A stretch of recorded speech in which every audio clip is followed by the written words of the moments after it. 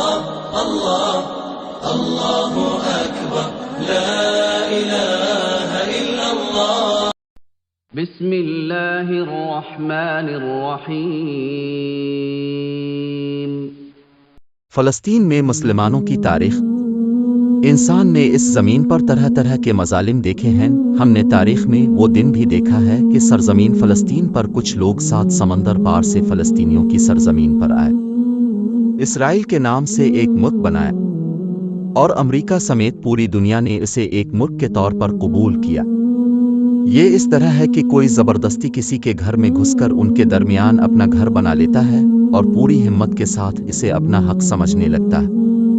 فلسطینیوں نے احتجاج میں آواز بلند کی تو ان کی آواز کو دبانے کے لیے ان کے خون کا نذرانہ پیش کیا گیا اور لاکھوں افراد کو موت کے گھاٹ اتار دیا گیا، اور فلسطینیوں پر ان کے مظالم 65 سال سے جاری ہیں. 29 نومبر کو فلسطینی عوام کے ساتھ یکجہتی کے عالمی دن کے طور پر منایا جاتا ہے. لیکن سوال یہ ہے کہ کیا دنیا نے آج تک فلسطینی عوام کے ساتھ انصاف کیا ہے؟ کیا یہ دن جلتے ہوئے زخم پر نمک چھڑک کر زخم کو سبزہ بنانے جیسا نہیں؟ یہودی کون ہے؟ یہودی، جنہیں اسرائیلی بھی کہا جاتا ہے، یوسف علیہ السلام کے والد یعقوب علیہ السلام کا حوالہ دیتے ہیں، جن کا لقب اسرائیل تھا. جب یوسف علیہ السلام کو مصر کا وزیر کھاد بنایا گیا تو انہوں نے اپنے پورے خاندان کو بلایا اور مصر میں سکونت اختیار کی. کچھ دنوں کے بعد جب فرعون مصر کی حکومت میں آیا تو اس نے بنی اسرائیل کو اپنا غلام بنا لیا اور ان پر طرح طرح کے مظالم ڈھانے لگے. اللہ تعالیٰ نے ان میں موسیٰ علیہ السلام کو پیدا کیا جو جوان ہو کر رات کو بنی اسرائیل کو ساتھ لے کر نکلے. جب حضرت موسیٰ علیہ السلام بحر احمر کے قریب پہنچے تو اللہ تعالیٰ نے ان کے لیے سمندر میں 12 راستے بنائے. ان کو عبور کرنے کے بعد بنو اسرائیل بحفاظت گزر گئے اور فرعون اپنے لشکر سمیت اسی سمندر میں ڈوب کر مر گیا. اس کے بعد یہودیوں پر اللہ تعالیٰ کی طرح طرح کے احسانات ہوتے رہے جن کی تفصیل سورہ بقرہ میں موجود ہے. یہودیوں کی بے وفائی. یہودیت کی تاریخ شروع سے ہی بے وفائی، دہشت اور غداری سے بھری پڑی ہے. پوری انسانی تاریخ میں شاید ایسا گروہ کبھی پیدا نہیں ہوا. اس لیے ان پر اللہ کا غضب نازل ہوا اور انہیں طرح طرح کی اذیتیں دی گئیں اور جانوروں کی شکل میں بھی تبدیل ہو گئے. ہر دور میں یہودیوں پر ان کی خیانت کی وجہ سے مصیبتیں آتی رہیں. ہٹلر کے دور میں بھی ہٹلر نے یہودیوں پر بہت سے مظالم ڈھائے. ان سب باتوں کے باوجود یہودیوں نے اپنی عادات کو ترک نہیں کیا اور نہ کبھی اپنی عادتیں بدلے. جب اسلام کا سورج وادی یثرب میں طلوع ہوا تو گویا اس دن سے یہودی اپنے ہاتھ دھو کر اسلام دشمنی میں پڑ گئے. محمد صلی اللہ علیہ وسلم کے ساتھ کیے گئے معاہدوں کو توڑا، مسلمانوں کو تکلیف پہنچائی. اسلام کے پھلتے پھولتے پودے کو جڑ سے اکھاڑ پھینکنے کے لیے اس نے مختلف قبائل کو اکسایا اور انہیں مسلمانوں کے خلاف میدان جنگ میں اتارا. جب ان کے پیروں سے زمین کھسکتی نظر آئی تو عبداللہ بن سبا اور ان جیسے دوسرے یہودیوں نے اسلام قبول کرنے کے بہانے منافقت کا لبادہ اوڑھ لیا تاکہ مسلمانوں کے اتحاد کو اندر سے پارا پارا کر دیا جائے. ہم دیکھتے ہیں کہ محمد صلی اللہ علیہ وسلم کی وفات کے بعد جنگ صفین اور جنگ جمل کا مرکہ، حضرت عثمان اور حضرت علی رضی اللہ عنہ کی شہادت اور پھر اسلام میں مختلف فرقوں کی پیدائش، یہ سب یہودی ذہنیت کی سازش ہے.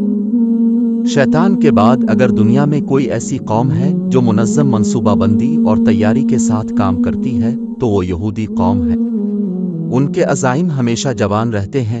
ان کا خواب پوری دنیا پر قبضہ کرنا ہے، جس کی انہوں نے 1897 میں سوئٹزرلینڈ میں منعقدہ یہودی عالمی کانفرنس کی دستاویز صہیونی حکیموں کے سیاسی پروٹوکول میں واضح طور پر بیان کیا ہے. بیت المقدس یہودی اور مسلمان. بیت المقدس کو حضرت سلیمان علیہ السلام نے تعمیر کیا تھا جو اسلام کے پیغمبروں میں سے ایک ہے. ہم مسلمانوں کے لیے بیت المقدس عام مساجد کی طرح نہیں ہے بلکہ اس کا تعلق ہمارے ایمان اور عقیدہ سے ہے. ہمیں اس سے اسی طرح محبت کرنی چاہیے جس طرح کعبہ اور مسجد نبوی سے محبت ہے، کیونکہ بیت المقدس زمین پر بنی دوسری مسجد ہے. یہ مسلمانوں کا قبلہ اول ہے جہاں سے رسول اللہ صلی اللہ علیہ وسلم کو معراج ہوئی، جس میں ایک نماز پڑھنے سے 250 نمازوں کی فضیلت ملتی ہے، جس کی سرزمین کو بابرکت اور بابرکت سرزمین قرار دیا گیا ہے اور جس میں دجال کا داخلہ ممنوع ہے. یہودیوں نے موسیٰ علیہ السلام اور ان سے پہلے آنے والے تمام رسولوں کی تعلیمات کو بدل کر یہودیت کے نام سے ایک نئے مذہب کی بنیاد ڈالی، جبکہ مسلمان تمام رسولوں کو مانتے ہیں اور ان کا احترام کرتے ہیں۔ اس طرح بیت المقدس مسلمانوں کا ہے اور اس میں یہودیوں کا کوئی حق نہیں۔ فلسطین کی طرف یہودیوں کی آمد۔ سنہ 1267 عیسوی میں پہلی بار 2 یہودی آئے۔ اس کے بعد فلسطین میں یہودیوں کی آمد شروع ہوئی اور ہم بے فکری سے سوتے رہے۔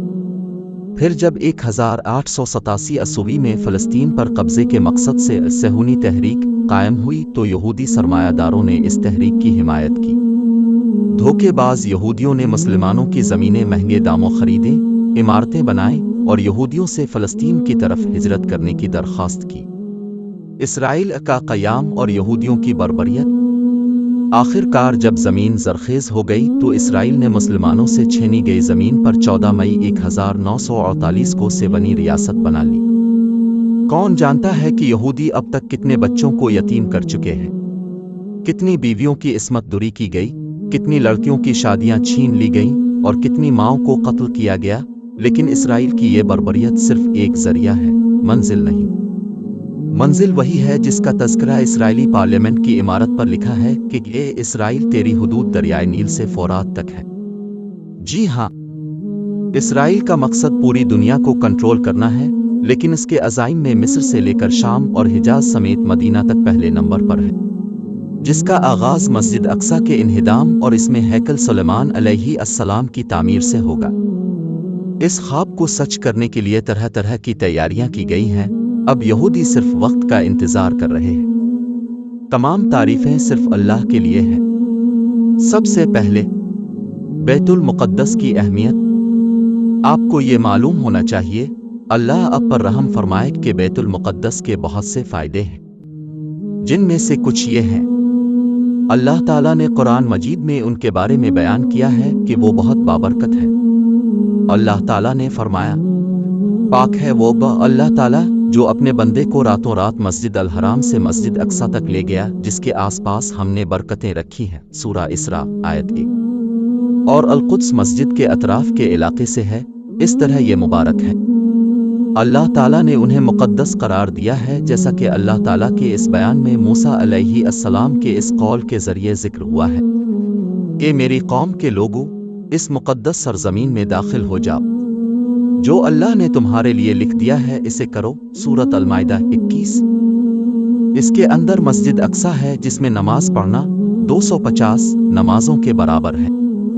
ابو ذر رضی اللہ عنہ سے روایت ہے کہ ہم نے رسول اللہ صلی اللہ علیہ وسلم سے پوچھا کہ مسجد نبوی افضل ہے یا بیت المقدس؟ تو رسول اللہ صلی اللہ علیہ وسلم نے فرمایا، میری مسجد میں ایک نماز مسجد اقصیٰ میں 4 نمازوں سے افضل ہے، اور خواہ وہ کتنا ہی اچھا نمازی کیوں نہ ہو۔ اور جلد ہی وہ وقت آنے والا ہے جب ایک آدمی کے پاس اپنے گھوڑے کو باندھنے کے لیے صرف اتنی زمین ہوگی جہاں سے وہ بیت المقدس کو دیکھ سکتا ہے۔ یہ اس کے لیے دنیا کی ہر چیز سے بہتر ہوگا۔ مسجد نبوی میں ایک نماز 1000 نمازوں کے برابر ہے، تو مسجد اقصیٰ میں ایک نماز 250 نمازوں کے برابر ہوگی۔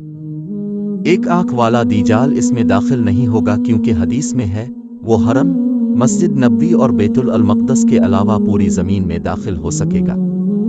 اسے احمد نے روایت کیا ہے، حدیث نمبر 19665، اور ابن خزیمہ 2327 اور ابن حبن 7102 نے اسے صحیح حدیث کہا۔ حضرت عیسیٰ بن مریم علیہ السلام دجال کو قتل کریں گے، جیسا کہ حدیث میں آتا ہے کہ حضرت عیسیٰ بن مریم دجال کو بابلوت کے دروازے پر قتل کریں گے۔ اسے مسلم حدیث نمبر 2937 نے نواس بن سمون کی حدیث سے روایت کیا ہے۔ باب لد بیت المقدس کے قریب ایک جگہ نبی کریم صلی اللہ علیہ وسلم کو راتوں رات مسجد الحرام سے مسجد اقصیٰ لے جایا گیا۔ اللہ تعالیٰ نے فرمایا، وہ ذات عظیم ہے جو اپنے بندے کو راتوں رات مسجد الحرام سے مسجد اقصیٰ تک لے گئی۔ سورۃ الاسراء 1۔ یہ مسلمانوں کا قبلہ اول ہے، جیسا کہ براق رضی اللہ سے روایت ہے، رسول اللہ صلی اللہ علیہ وسلم نے 16-17 مہینے بیت المقدس کی طرف منہ کر کے نماز پڑھی۔ رسول اللہ صلی اللہ علیہ وسلم نے مسجد اقصیٰ کے اندر ایک ہی نماز میں تمام انبیاء علیہم السلام کی امامت فرمائی۔ ایک طویل حدیث ہے جس میں ہے کہ دوسرا، یعقوب علیہ السلام کے مسجد اقصی کی تعمیر کا یہ مطلب نہیں ہے کہ مسجد اقصی پر یہودیوں کا مسلمانوں سے زیادہ حق ہے، کیونکہ یعقوب علیہ السلام ایک موحد یعنی توحید پرست تھے، جبکہ یہودی مشرکین ہیں۔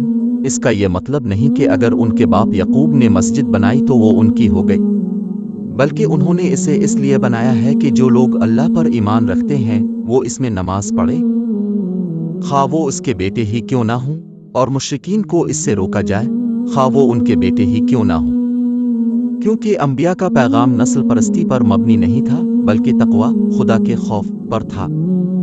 تیسرا، جہاں تک اب کے اس بیان کا تعلق ہے کہ رسول اللہ صلی اللہ علیہ وآلہ وسلم نے نماز کے اندر پچھلے انبیاء کی امامت کی جو پیغام اور وحی الہی کی تصدیق کرتی ہے اور وہ نازل کرنے والا ہے، اور ان سب کا عقیدہ توحید کا عقیدہ ہے اور صرف اللہ کے لیے بندگی کا عقیدہ ہے، اگرچہ ان کے صحیفوں کے احکام تفصیل کے لحاظ سے مختلف ہوں، اور اس کی تصدیق ہمارے نبی صلی اللہ علیہ وسلم نے اپنے بیان میں کی ہے۔ میں دنیا اور آخرت میں سب سے زیادہ حقدار ہوں۔ عیسیٰ بنت مریم اور انبیاء آپس میں بھائی ہیں، ان کی مائیں مختلف ہیں اور ان کا دین ایک ہے۔ اسے بخاری حدیث نمبر 3259 اور مسلم حدیث نمبر 2365 نے روایت کیا ہے۔ یہاں ہم یہ ماننے سے احتیاط کرتے ہیں کہ یہودی، عیسائی اور مسلمان اس وقت ایک ہی دن پر ہیں، کیونکہ یہودیوں نے اپنے نبی کا مذہب بدل دیا، بلکہ ان کے نبی کے دین میں یہ ہے کہ وہ ہمارے نبی کی پیروی کریں اور ان کے ساتھ کفر نہ کریں، جبکہ وہ محمد صلی اللہ علیہ وسلم کی نبوت کا انکار کرتے ہیں اور اپنے اب کو اللہ کے ساتھ شریک کرتے ہیں۔ چوتھا، القدس یروشلم میں یہودیوں کا کوئی حصہ نہیں ہے، کیونکہ اگرچہ وہ پہلے اس کی سرزمین پر رہائش پذیر تھے، لیکن یہ دو وجوہات کی بنا پر مسلمانوں کے لیے بن گئی ہے۔ یہودیوں نے کفر کیا اور بنی اسرائیل میں سے ان مومنین کے مذہب پر قائم نہیں رہے جنہوں نے موسیٰ اور عیسیٰ کی پیروی اور حمایت اور تعاون کیا۔ ہم مسلمان یہودیوں سے زیادہ حقدار ہیں کیونکہ مسلمان ان میں اللہ کا حکم قائم کرتے ہیں، کیونکہ اللہ تعالیٰ نے زمین اور انسانوں کو اس لیے پیدا کیا ہے کہ وہ اس میں اللہ کی عبادت کریں اور اس میں اللہ کے دین، اس کی شریعت اور اس کے احکامات کو قائم اور نافذ کریں۔